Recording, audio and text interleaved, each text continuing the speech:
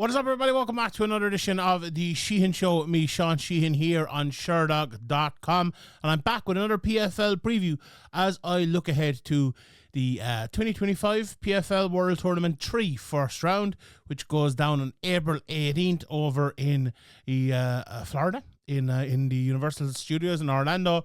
And I'll be honest, I think this is probably the best of the three cards to date on paper. We have the stacked middleweight division and the equally stacked, you could say, lightweight divisions going at it here. And the fact that I've said this is the best card on paper so far is a real compliment, considering the first two cards have been like genuinely very, very, very good. If you listen to my my post shows for both of them, they're up on Sherdog at the moment. You'll find them there on the Sherdog YouTube or wherever you want to find your podcasts. You will get them there. And I've honestly have waxed lyrical about both of those cards because they've been so good. Like, the first one looked better than the second one on paper. I think maybe the second one was even better than the first one in practice, but they were both very good and worth tuning in for. And I think there's been a lot of changes to PFL this year, both inside and outside of the cage, and I think it's all been pretty good. Like I stumbled over the word cage there. It's funny that they're not. I don't know if it's still the smart cage or not the smart cage anymore, but they've kind of gone away from the stats a little bit, which I didn't mind a whole load, but there was some, they went overboard a little bit. I think everyone probably agree with that now. Cut back on that. That's very, very good. I think the commentary is very good.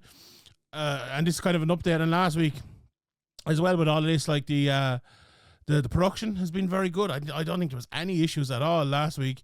And they said the only issues they had was Dan Hardy was sick the first week. Coachman was it sounded like he was sick the second week.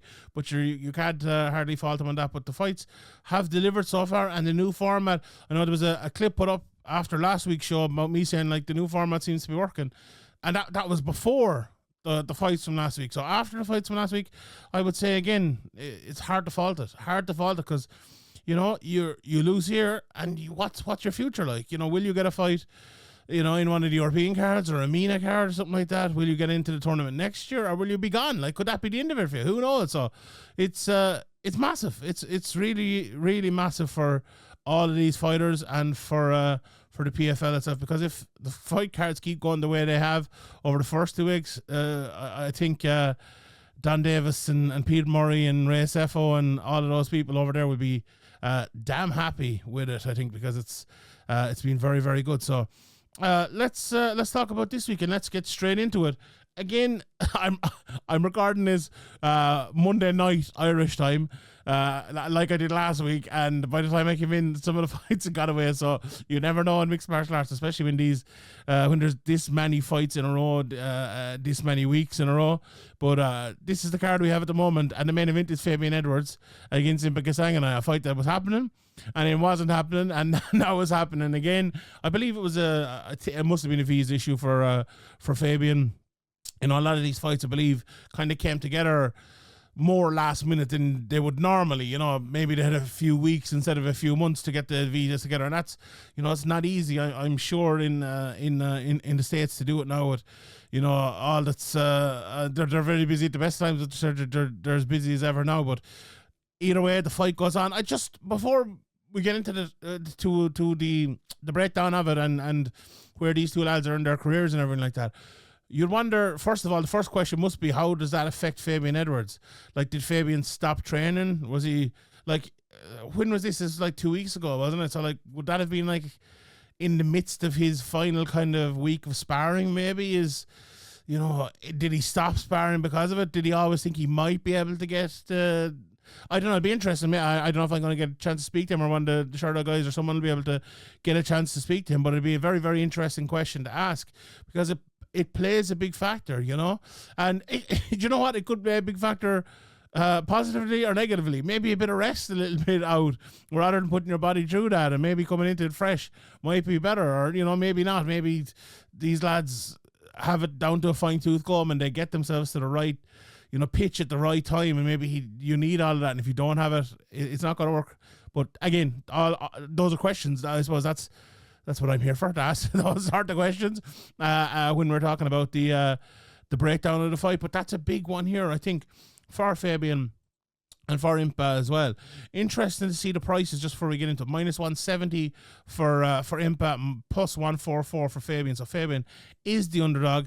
And again, let me just reiterate as well, this is at middleweight. So Fabian has been a career middleweight. Impa has kind of gone up and down between middleweight and light heavyweight. And obviously, I should have prefaced all of this maybe by saying PFL have the middleweight division back after not having it obviously for a while there. So that's very, very good. So where are these two guys at this stage of their career? I suppose Impa's coming off over the last, what would you say, 2 years or so, the best run of his career without a shadow of a doubt. Now, he did lose last time out to Dalton Murad in the road to the finale or the finale even of 2024 after beating Joshua Silveira, Jacob and Diane, Alex Polizzi last year. You know, it was he also fought Johnny Eblin at the start of last year, so he had 5 fights last year, remember, in that the PFL versus Bellator card, which was a very close fight and a split decision, in fact. And, you know, the year before that, he was obviously the champion at light heavyweight, beating Silveira, Hamlet,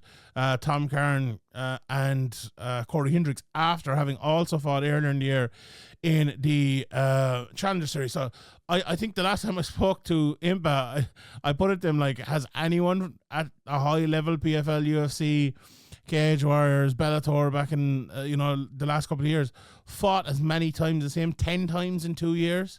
I'd be very, very doubtful of that. Very, very doubtful of that. But he's had 6 months off now between fights, which is big, and you would think that would be a benefit to him. You know, he obviously got knocked out in the fight against Murad in less than a minute. So, you know, time to recover the body from the years of those work. You know, for Fabian then at the other side of it, he's 17 fights into his career at 32. You would think this is where Fabian puts on the afterburners and he comes into his prime. You know, he has had a more normal schedule, I suppose. He's had 4 fights in the last 2 years, 6 fights in the last 3 years. But I suppose, he's won all of those 6 fights, apart from Johnny Eblin. You know, Johnny Eblin beat him twice, a unanimous decision in the fight in October of last year, and then in September 23, he lost in that was the Dublin fight, wasn't it? Indeed, where he was doing pretty well at the start of that fight, and beat Jeffery in the middle of it, got a quick rematch, and maybe it was a little bit too quick. And Johnny Eblin isn't obviously here. There, he beat Gegard Mousasi before that, beat Charlie Ward, beat Leona Machida. There was, I think, maybe a consensus, maybe not a consensus, but maybe, or a thought that Fabian Edwards probably the second best middleweight in Bellator, and obviously we're coming back to the PFL now, where the middleweight division has been put in there, and this is a chance for him to prove it. But it's a very, very interesting matchup against Impa Kasanganay, and I'll start with Fabian Edwards just because, like, I've been following Fabian since before he was a professional. My colleague over in the Severe MMA podcast, Graham, went over to one of Fabian's fights as an amateur, and I believe he won by armbar that day, and I think he was 10-0 as an amateur. And remember Graham saying to me, this guy is as legit as they come. He's obviously, we knew Leon at the time, and there was a thought that he was going to be better than Leon. And you know what? It hasn't worked out massively in his career, but every time I've seen Fabian fight a couple of times live, and every time you see Fabian fight, you realize why he has such potential and people thought of him so well. Like, it says 6'1" here on Sherdog. I don't believe a word of that. Get out the tape again. He's a big guy and very, so strong and fast and hits hard when he needs it. The biggest and only issue with Fabian, Fabian has all the skills. He can wrestle. He has good jiu-jitsu. He can strike very good technically, but there is this thing with Fabian. It's like and it's very easy for me to say sitting here, but he won't let his hands go. And I've asked Fabian about it. I've put this to him, and he's like, he said to me, yeah, I understand. That is a thing, right? That is an issue. But also, I try to be the most technical, good fighter I can. I think a little bit of the issue with Fabian, and this isn't probably a very nice thing to say, right? But I think there's a tendency for Fabian to fight a little bit like Leon, right? Which, fighting like Leon Edwards, who became a UFC champion, should be a good thing, but not for Fabian's body type. I think Fabian is a better athlete than Leon, a more powerful athlete, a guy who doesn't have to just rely on being well-rounded to win. And, again, that sounds like an insult, but it wasn't. Leon Edwards took that all the way to a UFC championship. I think Fabian needs to rely on his athleticism a bit more, rely on his hands a little bit more, go out and let it go. And the other side of this fight, Impa Kasanganay, I think is a guy who has maybe realised that over the last while. Now, I do think as well, and I've said this many times in the podcast, I remember a few years ago I got a little bit of heat from some of the comment section who said I wasn't giving Impa enough credit for what he had done in his career. I've always thought of Impa as a very intelligent fighter, but the athleticism and the power and all of that with his intelligence makes him like a really formidable fighter. It really, really, really does. And I think Impa Kasanganay has it all. He can do all of that. Where Fabian is missing a bit of that. I think reliance on just being that guy, being the heavy hitter, being the guy who'll just put you out there, go in confident and let your hands go. I hate that phrase, right? I hate that phrase, but for Fabian, it applies. Whereas Impa will do that, Impa will go out there and he will let it all go and he will do what he needs to do. But also Impa can change things up, and if he needs to wrestle, he can wrestle. If he needs to throw those big hands inside, he can throw those big hands inside. He's very, very good on the ground as well. Like the way he fought against Jacob Ndoye, I think was a testament to that. The way he kind of changed things up in that fight, was able to beat him down pretty badly and catch him. Like Jacob Ndoye, following him through the PFL Europe series, he was so good. So when we come down to it, I could spend all day talking about this fight, but we'll have to move on here in a second. But when it comes down to it, who's going to win? Obviously Impa is the favorite, and I think Impa will win, and he's probably my pick because of what I just said. I think he has the ability, to harness all his weapons better than Fabian has. But I would say this as well, and this is maybe a little bit of a cop-out for me, but I'm going to say it anyway. If Fabian does harness those weapons, I think he not only beats Impa, and no disrespect to Impa at all, I've great respect for him as a fighter and as a man and everything like that, but Fabian Edwards is something special, right? He just hasn't ever done it yet, right? But I don't know, there's something about Fabian. If I know he's a very good gym obviously at home, but I would love to see him like go over to ATT for or Killcliff or something like that for a year and work with Henry Hooft and get this lad to unleash you on the world. We saw with Liz Carmouche last week. She got new conditioning and new whatever coaches, and she looked a different fighter. And Liz is 40 years of age or whatever she is. Fabian's only a young man. I would love to see him. And I'm not saying like leave his own gym or anything, but I think there's so much more there to be harnessed. And I think like you could have said the same about Impa maybe a couple of years ago, and he's done it. So that's why I'm picking him. But I wouldn't rule out Fabian at all. I think this will be I think this is going to be a striker matchup. I think Impa is probably going to land the bigger shots, maybe land shots to the body, get maybe a couple of takedowns, and that could be the winning and losing of this fight.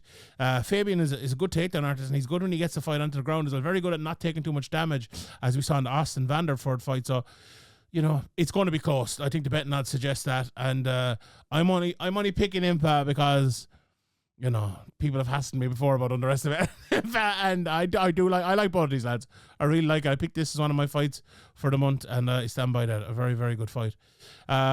The co-main event then is Dalton Rosta against Sadibou C. A very, very interesting fight here, and one again that will tell a lot about where both guys are in their career. C is the favorite at -120, Dalton Rosta plus 100, and I'll be doing the betting show where I'll give my official picks, but I can give you a bit of a spoiler alert now that Dalton Rosta will be one of my picks here. I was so impressed with Dalton Rosta against Norbert Navinha Jr., the way he was able to use his wrestling. He's a talented guy. He can hit hard. He's no submissions yet in his career, but I think one will be coming. And he's a big guy for the weight class, fighting out of ATT as well. Has been in there with some good guys like Romero Cotton. I mentioned Norbert Navinha. He has lost to Aaron Jeffery, and that's a massive win. But Aaron Jeffery did a great job of maybe imposing himself on Dalton Rosta in a way that I feel like may have changed Dalton Rosta as a fighter, and it's one of those ones like, will that ever happen again? We'll see. But you're going to have to be very, very good and excellent with your takedown defense, I think, to beat Dalton Rosta. And Sadibou can do that. There's no doubt about it. But if you look at these last two losses to Joshua Silveira, and okay, it was the injury there, but Magomed Karamov as well, a couple of times where he guillotined him once and he decisioned him the next time.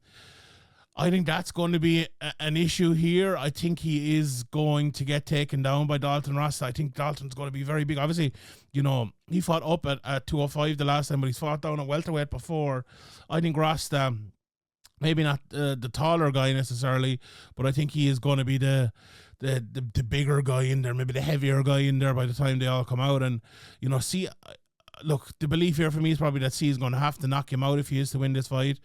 Can he knock him out? Maybe, because, I wasn't massively impressed by Sadibou C last year, but the year previous to that, he was so good. Obviously, he went on one of the years and he went on to win it all in 2022, wasn't it? Yeah.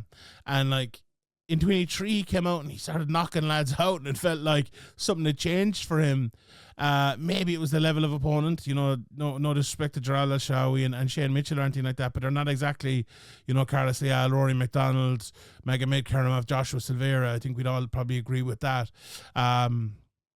So the question is Dalton Rosta in the upper echelon of those fighters that I just mentioned, or is he not? We'll find that out. But I really rate Norbert Navini Jr. highly, and the way he won that fight. Now, Norbert came back and did well in that fight, but I think Norbert's a better fighter than Sadibou C, to be honest. And I was very surprised when the PFL let him go. He won a fight actually last week, and I would be surprised if the UFC don't pick him up. If I was the PFL, I'd try to get him again, to be honest. He's that good, but yeah, that was a brilliant win for Rosta, and I think he'll probably win this again, and I think it'll be the wrestling that gets him there. All right, let's talk about, arguably, is this one of the best fights the PFL can put on? Might well be. Marc Diakiese against Gadzhi Rabadanov. An interesting fight on the betting line here, just pulling up here. A big favorite, Rabadanov, plus 501, minus 501, plus 386 for Marc Diakiese. Now, a lot of people, when Marc Diakiese got signed to PFL, would have hardly said his first fight he'll be a plus 386. Sorry, he fought once before, hasn't he? Let me just check there. Yeah, he has. He fought in the Bellator. It was his first PFL fight, but in September last year he fought Tim Wilde and won the unanimous decision there. Close enough decision, but he's fighting Gadzhi Rabadanov here. Look, who is just such a brilliant fighter out of the Abdulmanap Nurmagomedov school. 29 fights into his career, 24 of them wins, won a draw, 13 finishes. Has won. Hasn't lost since 2020, has won, 11 fights in a row, is it? On an unbelievable run. He's beat half the people fighting in this already. He's beaten JJ Wilson, Brent Primus. He's Michael Duford, obviously, last year was a standout. He beat him, beat Solomon Renfro. He's such a litany of names on his ledger now that, Marc Diakiese, will he be the next one added? It's an interesting matchup, because the one thing Marc Diakiese has that most of those other lads don't have is he is as well-rounded as anyone. Like Diakiese, again, kind of one of those guys that sometimes gets in his own way and doesn't let it all go. But when he does, as we've seen in some fights like that Barsha fight, when he just wrestled him, he was exceptional in that fight, like really, really exceptional at wrestling in that fight. And other fights, like back further in his career, like he had big knockout power. But, it's again, unleashing that, getting that out, being that fighter is something that I think Marc Diakiese has had problems with over the last few years. And he's in PFL now, and I think this format is going to suit him, because he has no option but just to let it all go and do it all. This is, you've one shot, one opportunity, as Eminem said, as as the PFL are saying now. And this is it. Go out and do it. You're an underdog here. What have you to lose? You have to go out and beat Rabadanov. You have to do it. I would suggest, after, Rabadanov against Primus last year, against 2-4, he finished them all. Espinosa gave him a tiny bit of trouble in Renfro, but, decisioned him. What you have to do is you have to go out and just better him in every area. I would think the worst thing you could do against Rabadanov is go out and think, I can beat him as a striker, or I can beat him as a wrestler. You have to go into the mindset with that, with almost no game plan. You have to say, this lad is so good that I'm just going to have to win every second of this. And that's very much easier said than done. I understand that. But Rabadanov is so good that I don't think there's any other option here. I really, and you know, if people are listening to my previews, you very rarely hear me saying that. You very, very rare, or never hear me saying that. I always have some sort of idea, but Diakiese needs to almost go in there and find what works for him and try everything. If you wrestle him and take him down, brilliant. Continue to do it.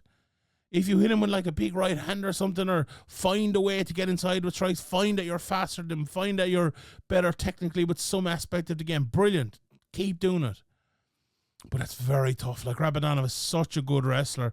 Like, I remember looking back at my notes there when I was talking to Brent Primus, and I kept asking about this left hook, and what happens? He got caught with the left hook in that fight. You know, he's knocked out lads with that left hook many times. It was at the Daniel Carey fight where he sparked him with that left hook. It's just such a good shot. And like, sometimes you'd be worried about that shot. He fakes it, you make some sort of move, and what's he do? He pushes you against the fins, gets a little bit of a trip, or, you know, gets you to the ground. And he's such a formidable fighter. So brilliant. Look, the betting pick mightn't be Rabadanov, but the pick for the fight is definitely Rabadanov. He's a really, really good guy. But at the same time, again, I wouldn't rule Diakiese out. I think he's a real talented guy as well. The next fight in the lightweight division, I just think is fun. I just think it's really, really fun. JJ Wilson against Mads Burnell. You know, I remember talking to Mads at a pre-fight press conference the year before last when he fought Daniel Weichel at UFC 299. UFC 299, Bellator 299.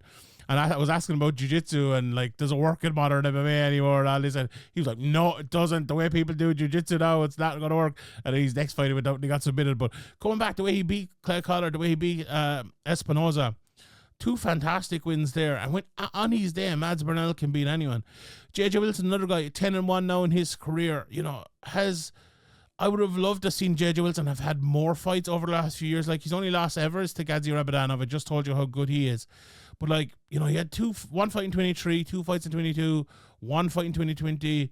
You know, and before that, he had a good few fights in 2020, all right. But, you know, the fact he's only had 3 wins in the last 5 years, it's just not enough for a guy that talented, for a guy who's, you know, 27 years of age now. He needs to be going on in his career. But look, we've seen him very good on the ground, can hit hard as well. This is like, I would nearly go as far as say this is a carbon copy of guys here. 2 lads who, you know, like to bring their jiu-jitsu into it, but are, I would say Wilson is probably like the slightly, you know, higher paced fighter. I was going to say faster. I don't know if faster is the word necessarily, but he is the higher paced fighter, whereas Burnell has had some really, really good performances. And, like, he's the type of guy, even in that Adam Barrock's fight where he lost it when Barrock was at the top of his game, he looks so good in that loss, you know. When he can produce it, he's a very good technical striker and excellent on the ground. He hasn't had a submission now in a good while. He hasn't since Saul Rogers in 2021. Can JJ Wilson be the guy to get caught by him? I suppose we'll see. Wilson is a favourite, -139.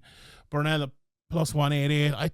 I think that's just about right. The pick is probably going to be JJ Wilson there, but I don't know. I'm kind of torn on that one. I think it'll be a decision. I think it'll probably be very, very close. Then we have a kind of a newcomer to the scene, Vinicius Sacchelli Cenci against Brent Primus. Went and watched a bit of Vinicius there just before we started.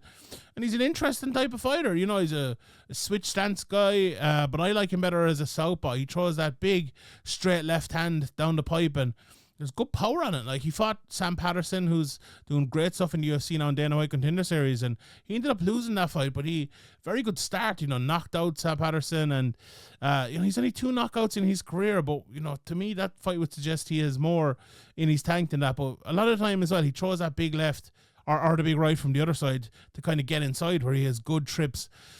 I said he'd good trips, but I think getting the fight to the ground is the biggest issue for him. But he's very, very good on the ground.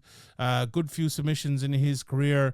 7 submissions in his 10 wins, which tells you an awful lot. But the issue for him here, he's fighting Brent Primus, who is one of the best submission artists, you know, the PFL Bellator scene has ever seen. You know, 8 submission wins. You got a lovely submission over Solomon Renfro last year and Bruno Miranda as well, with both rear naked chokes. And I said last year he was well suited to this format, and again I think he'll be well suited to it again. Massive step up for Cenci here, I suppose. His last 3 fights have been outside of major organizations. Dana White Contender Series, before that he lost, and all of his fights before that, I suppose, were not in major organizations either. So this is a big step up from that Contender Series fight. I think he probably has enough to be competitive here. Will he win or not? I honestly, I'm finding it tough to call this one. He is the underdog at plus 300, minus 400 for Primus, but Primus is 40 years of age now. Just turned 40 like the day before yesterday. Happy birthday, Brent. Can you be the same fighter? Can you come back and do it again against a 29-year-old? I think it might be a good underdog bet there, especially against the plus 300. But as I said, Cenci, a guy who ends up on the ground an awful lot, and if you're ended up on the ground against Brent Primus, it's not the best place in the world to be. So it'll be interesting to see how that one goes. Then we have Mike Shipman against Joshua Silveira. This is funny because this is like the English version against the American version. They're both pretty similar, Seabass. Mike Shipman is 34 years of age, absolute murderer, that Shipman.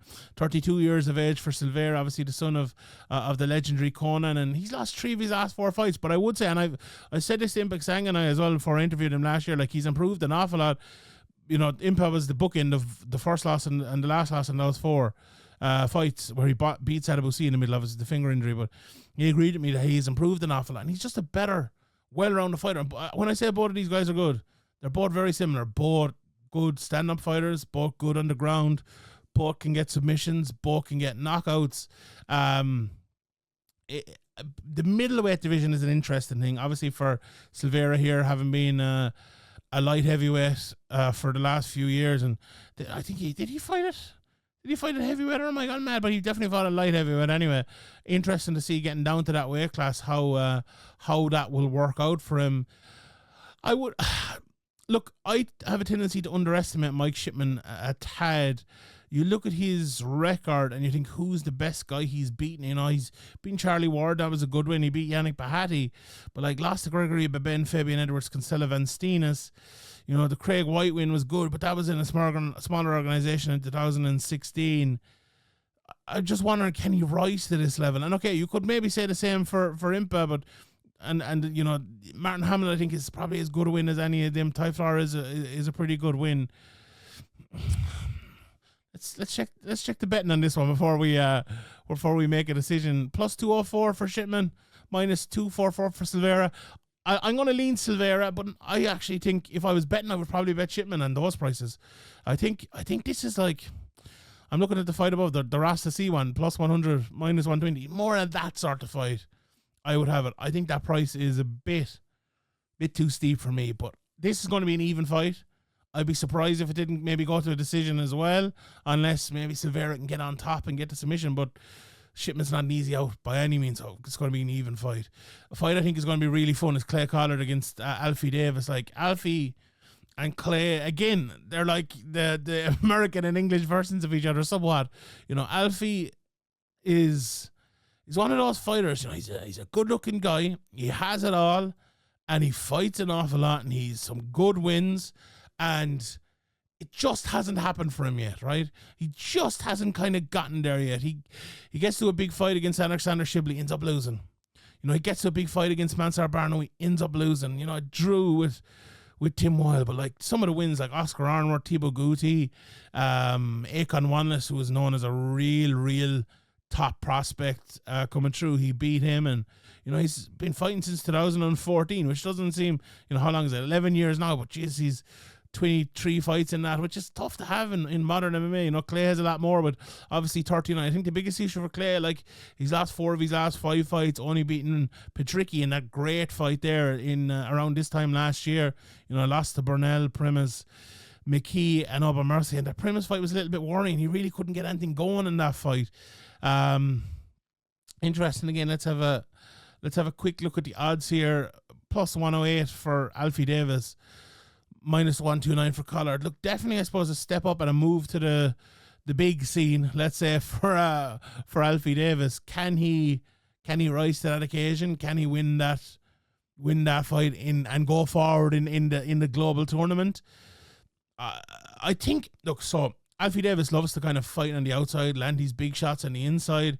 He hasn't got that many finishes recently. He did early in his career, but it's been, I think, I'm just looking at 1, 2, 3, 4, 5, 6, 7, 8, 9, 10, I think 12, 13 decisions in a row. When you're fighting Clay Collard, Clay's a good guy at winning decisions. Now, again, he's lost a few decisions as well, if I'm not wrong. 9 and 10, yeah. So almost he's slightly better than he is worse. So he's won 40%. 9 out of 10, whatever that is. 10 out of 19. 10 out of 19. Here's my thoughts. I think if Clay Collard looks at his best and lets his hands go and uses his technical ability and his jab and all that, I think he can win this fight. If he doesn't, if he's slightly off, if he's a tad older and he reaches into shots, I think Alfie Davis will actually land some big shots. I could see him hurting Clay a little bit and winning the decision. I'm going to pick Alfie Davis. I'm going to go with the younger man. I'm going to pick Alfie Davis. I think he might just be able to squeeze a decision. I would be not at one bit surprised if this was a split decision. I wouldn't at all. It's one of those fights.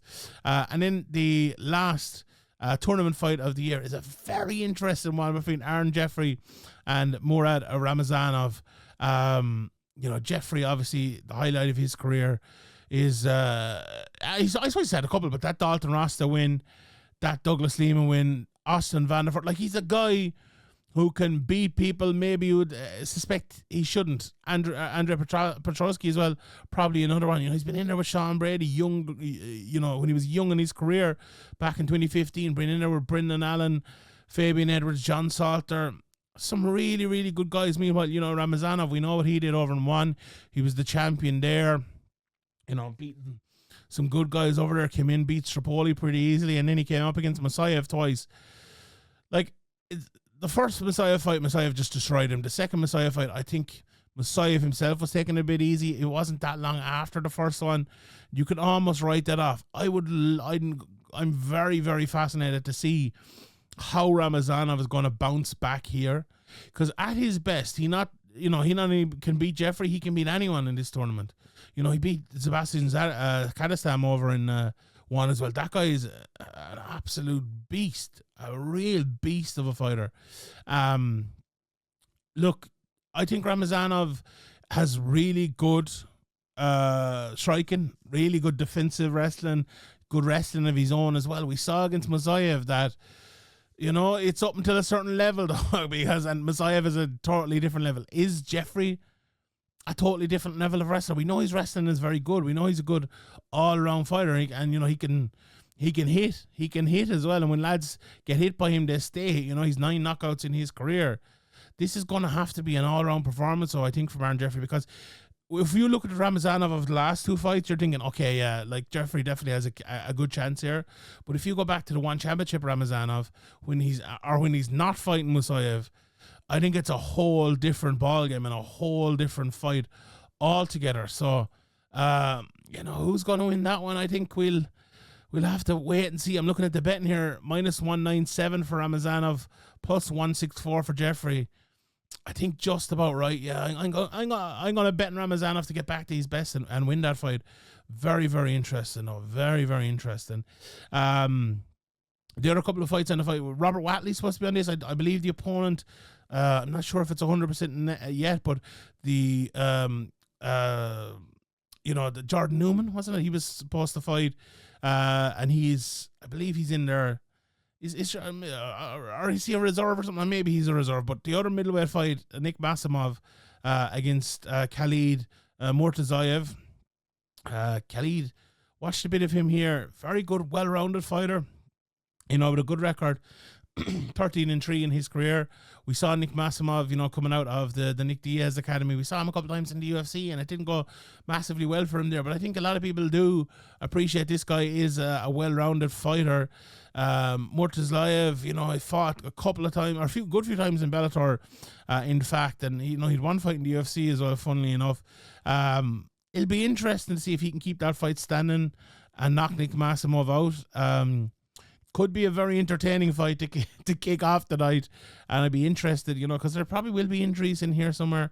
If someone can shine in that fight, maybe further down the line, they could be seen. So I'd probably pick Murtazayev in that one. He's a big enough favorite, -186 plus 150 for Nick Massimov. So interesting there, but. All in all, this card is very, very good. As I said, great on paper, and I'm looking forward to seeing it on Friday night, is it? April the 18th is a Friday night, indeed. I believe it's a little bit earlier this time as well. So that's fantastic. April 18th, Orlando, Florida, PFL World Tournament 3. We will leave it there. Thank you very much for tuning in. Let me know your pick of the night in the comment section below. Your pick of the night in the comment section below. My name is Sean Sheehan for Sherdog.com. And I'll see you all next time.